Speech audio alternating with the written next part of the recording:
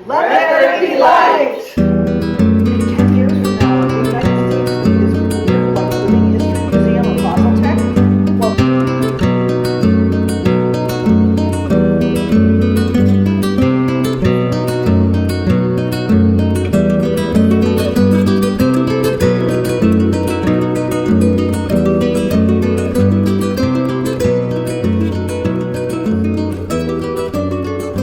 So I want to start off by just telling a few stories from my own life, which explain why I've been sort of paying attention to this whole question of renewable energy and solar and wind and so forth, and climate change for, well over half my life at this point. I started seminary in September of 2001. So September 11th was the Tuesday of the first full week of classes, which was obviously a profound rupture for all of us. But the moment I remember most vividly from that week was actually 2 days later, when I picked up a copy of the Yale Daily News, the student newspaper, and just in a little column on the, a sidebar, with a few of those bullet points, highlights from the week's news that don't merit a full article. There was one that talked about the most recent climate change study, which said that if nothing was done, Boston, Massachusetts would have the climate of Richmond, Virginia by, I want to say, mid-century, and that the whole planet would have heated 9 degrees Fahrenheit by 2100. And up to that point, I considered myself, I don't know if I would have said environmentalist, but certainly someone who was, who wanted to be environmentally responsible. But I had the definite sense that we had identified the problems and we were well on our way to fixing them. We had figured out how to get rid of the chemicals that were causing the hole in the ozone layer. We were saving the whales. I'd been reading the Ranger Rick magazines all my life. I was only 22 at this point. I was barely out of childhood. And I thought of global warming as something that, if it was going to happen, was centuries away, and we would probably figure out how to, deal with it before then. And I had just figured out about myself that I was someone who really liked cold weather. Because we are so indoctrinated to think that warmth is good and cold is bad. It took me until I was an adult, a young adult, but nevertheless an adult, to realize that actually I liked winter better than summer. And so this felt like all of a sudden all of that was being snatched away. And there were other factors, but that was the precipitating moment for the very serious depression that I slid into during that first year of seminary. I started to read about all of these things, looking for hope, looking for somebody to tell me that what I had read was wrong. And it's much worse now, but you could definitely already find scary corners of the internet in 2001 where everybody was saying that, humanity was cooked. We were all going to be hunting mutated raccoons in a devastated wasteland by 2050. And so, I have spent most of the past quarter century on some level not at all counting on industrial civilization surviving until I would be able to retire. So once I began, trying to sort of put back together my life and my worldview after this, I went looking for things to do because, if you're in a crisis over the fate of humanity, all the indications are that it's much healthier to go find something to do rather than sit at home, reading cranks on the internet and stewing about it.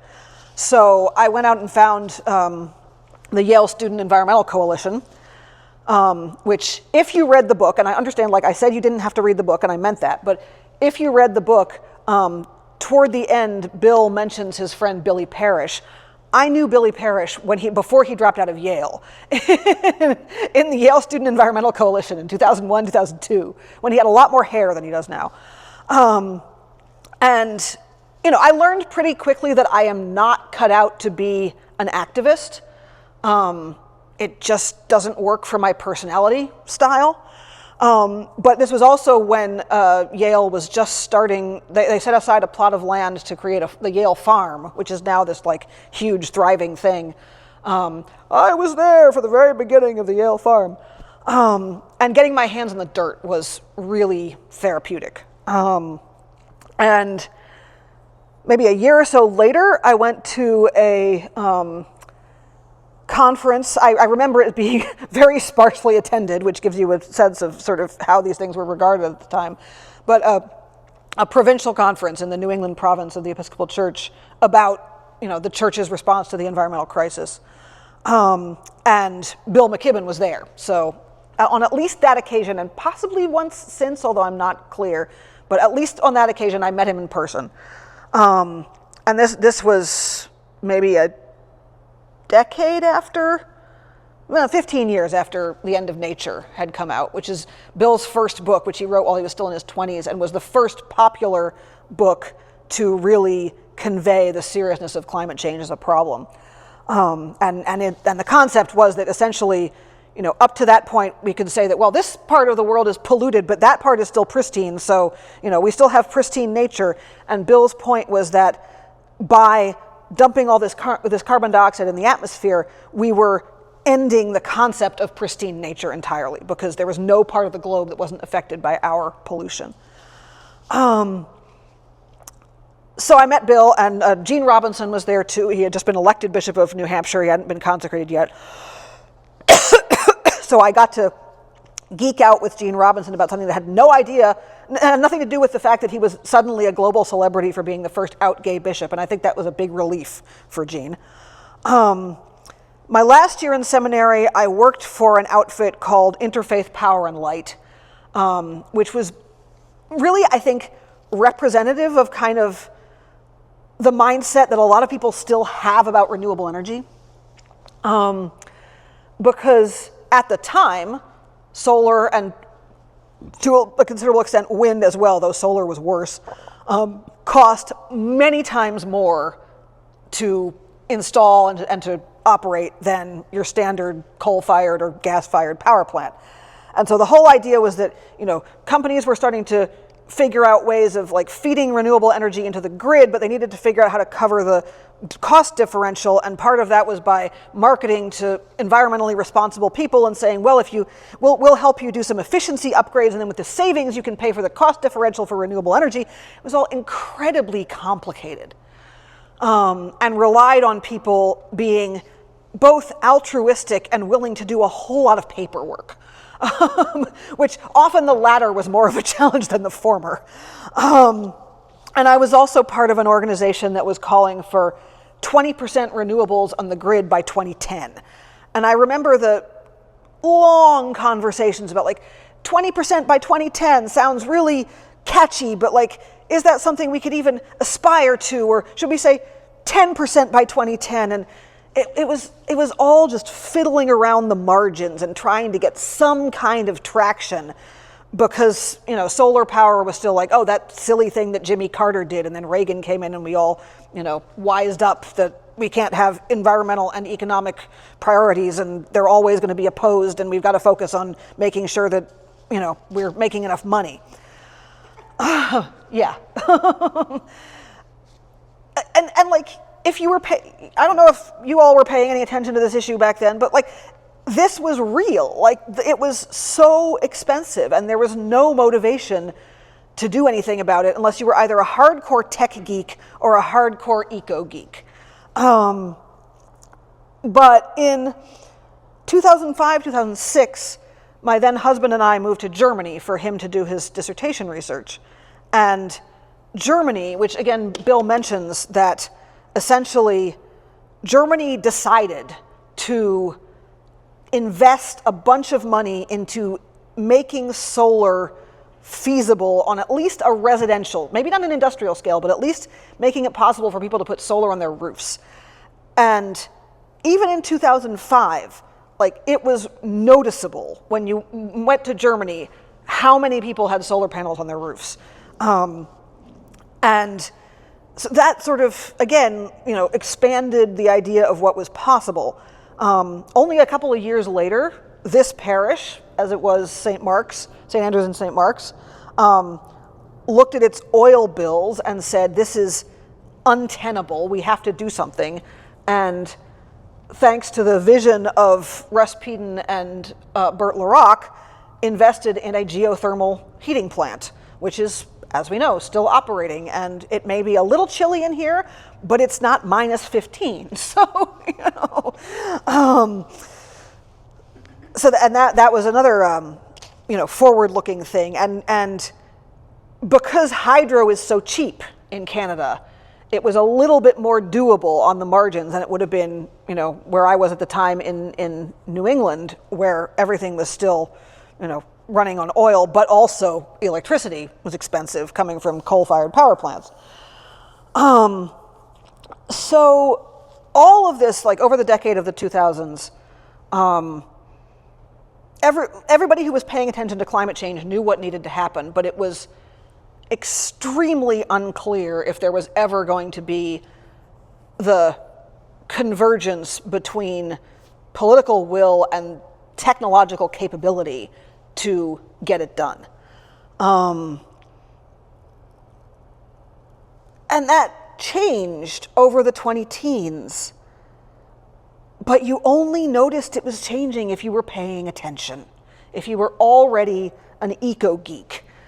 Because somewhere along the way, like, the average person just got it fixed in their head that, green power is alternative and expensive and weird, and, sensible people understand that we've got to keep burning dead dinosaurs in order to, drive our cars and power our washing machines. But by 2020, it was clear that that wasn't, that if that was still true, it wasn't going to be true much longer. And then since 2020, again, a few other things have been happening, which I can understand, people not necessarily noticing. But when Al Gore came out with An Inconvenient Truth in 2006, like the hockey stick graph, the temperature of the Earth, we all saw that. But renewable energy has been going along like this, and all of a sudden we're on the hockey stick. And it's so exciting. It's just thrilling for those of us who have been paying attention and hoping and praying and working since 2001, or in Bill McKibben's case, 1988, that we have a shot. And that's what this book is about. In 2023, the amount of coal burned in the UK dropped to what it was in 1879. 1879. And yeah. So the air must be cleaner. Oh yeah. A lot of it happening in China, Mm-hmm. Asian countries. Yep. Which is why maybe in the Western world, if we're not paying attention Yep. to it, we're not seeing it as much. Yep. And I think we were talking about hydroelectricity in Quebec. It's so prevalent, Mm-hmm. and renewables. So Yep. it's Yep. kind of potentially why we haven't seen so much of the solar or the. Right, yeah. In a lot of ways, it doesn't make a lot of sense to go heavy on solar in Quebec because our grid is almost carbon-free already.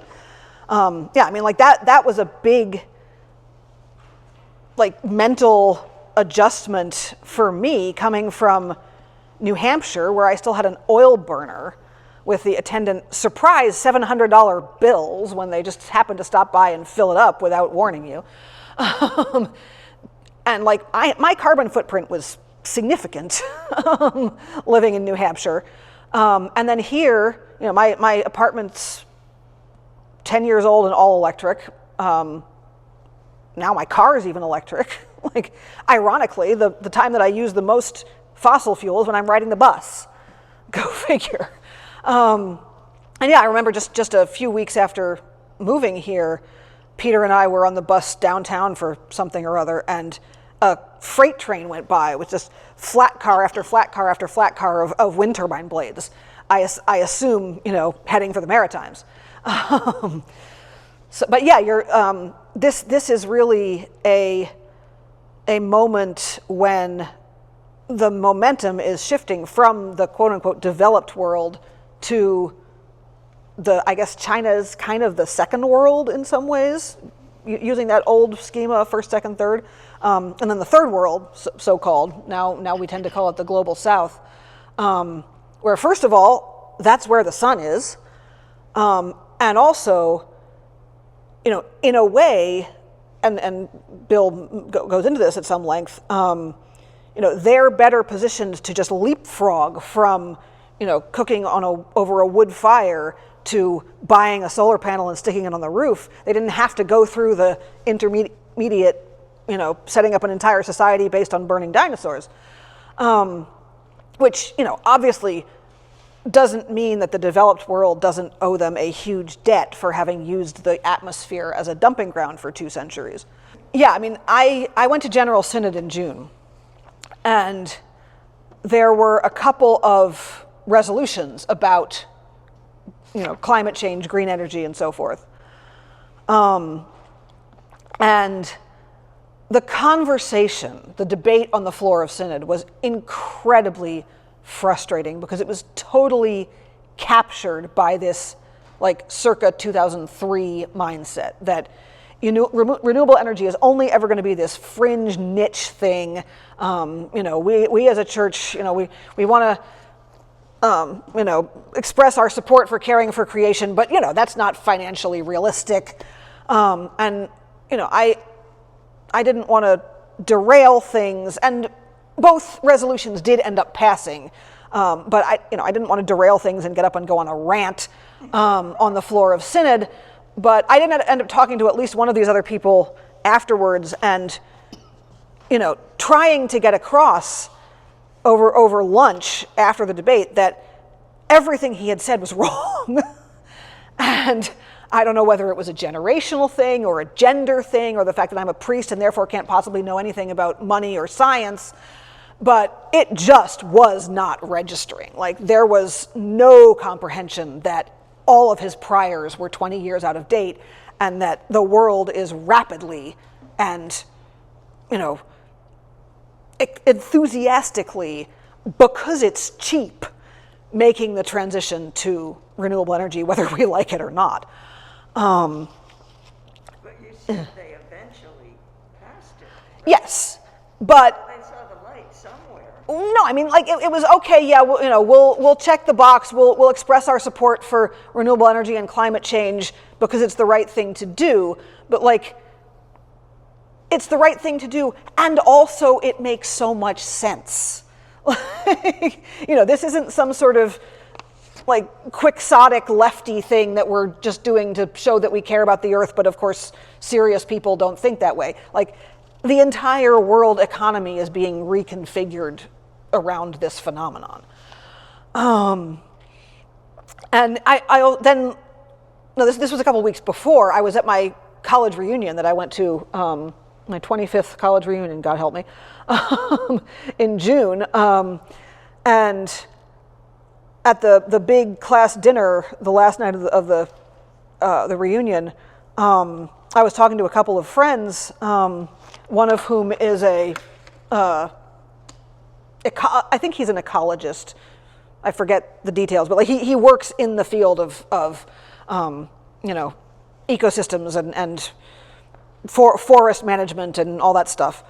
And one of my best friends from college, who still lives in the small town where the college is located and works for the various local newspapers and also does a bunch of freelance writing. And Kate was talking about a story she had done where there was conflict at the local level about what to do with a certain parcel of land, and was there going to be solar put on it, or was it going to be preserved as conservation land?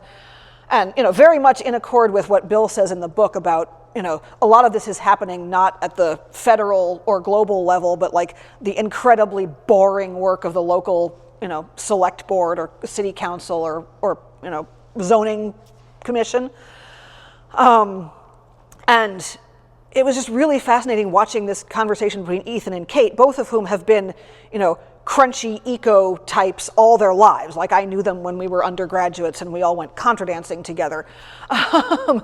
And Ethan trying to get Kate to understand that actually it was entirely possible that it was better for the planet overall to cut down the forest and put solar there. And like, I get how difficult that is for us who are accustomed to seeing a forest as something sacred, which it is. Like, it absolutely is. But I think what I want us to try to move towards, based on this book, based on this gathering, based on what's happening around the globe and our commitments to loving God and loving our neighbor, is to understand that the solar field can be beautiful too. Because, especially in North America, particularly in the US, but I think also in Canada, we have this mindset that like there are two categories of land, of nature, and pardon my language here, but we have the virgin category and the raped category, or alternatively, it's the old virgin whore dichotomy. Like either it's unspoiled or it's ruined. Either it's pristine or you might as well give up. There's this very strong, like, black and white way of seeing things. And what Ethan was trying to convey to Kate and what Bill is trying to convey in the book is there's so much in between. Because, again, like going back to Bill's first book, The End of Nature, like the fact that we're heating the climate means that there's no part of the planet that hasn't been touched by human activity. And so the only question is how we're going to manage it going forward. And Marie-Claude, you said you like seeing those wind farms in the Maritimes. I have always found windmills beautiful because of what they represent. Solar, like, it's a little harder, I think, because instead of this sort of majestic thing that rotates in this slow and sort of meditative fashion and looks kind of like a flower, it's just like these sort of funny-looking slabs of minerals. But when you think about what they represent, when you think about all the ways that they're so much better than oil fields and refineries and coal-fired power plants, I just don't understand how anybody can, who's given it any thought, can see a solar panel or a field of solar panels as something bad.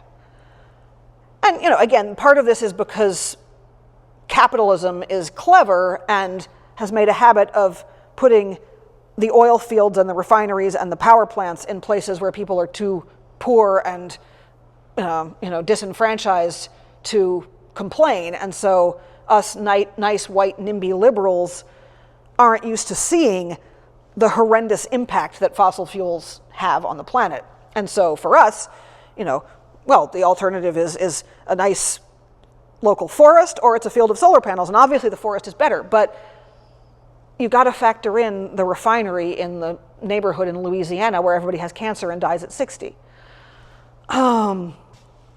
So it's a big adjustment to make.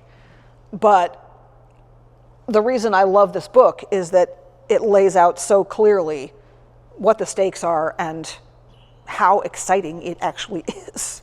But, again, we have to shift from this sort of very primitive way of looking at the landscape that's mostly about how it looks, about whether it looks like, a pretty wilderness that matches our mental picture, and think much more about, the actual ecosystem services that are being provided and the cycles that are happening in the background. And, is carbon being fixed or is it being emitted? And, what's the soil structure like? All of which is, harder to see, but much more important than the aesthetics. Which kind of brings us to a theological question. Because, I've often said that climate change is the perfect objective correlative for original sin. And I realize that's very academic speak, so let me unpack that. When we talk about original sin, we mean this sort of sense that humanity has that we did something bad and we're all living with the consequences. And metaphorically in Scripture is presented as eating the apple, but in our sort of lives, the practical result of that is this sense that we have that, with the best of intentions, we can never do anything that's entirely good. Everything seems to go wrong. We keep figuring out new ways to hurt each other. We spend enormous amounts of energy to improve society, and then there's a backlash, and things seem to get worse. It's the human condition. It's this sense that, human nature is fundamentally flawed. That's what we say when we talk about original sin. And climate change is the perfect sort of representation of that, because the people who are the least guilty get the worst consequences. All of us participate in the problem even if we really don't want to. There's no way to avoid having a carbon footprint, even in Quebec if you drive an electric car. And we know how much damage it's doing, but we can't stop. And yet, here we are at this moment in history where it almost seems like we're kind of getting a get-out-of-jail-free card if we can just be smart enough to take advantage of it. But what that comes along with, I think, is we step up to the responsibility that we were given in the Garden of Eden to have dominion over, to steward, to be responsible for not just ourselves and our tribe and our village and our local community, but the whole planet. That, it's sort of the ultimate example of the you broke it, you own it. We've put all this carbon in the air, and even if we manage to pull off this extraordinary transition that's happening, that comes with the responsibility of monitoring the planet and making sure that its life systems that support human civilization are functional for as long as we're around. And I don't know if we're up to it. I'm a lot more optimistic than I was in 2005, for sure.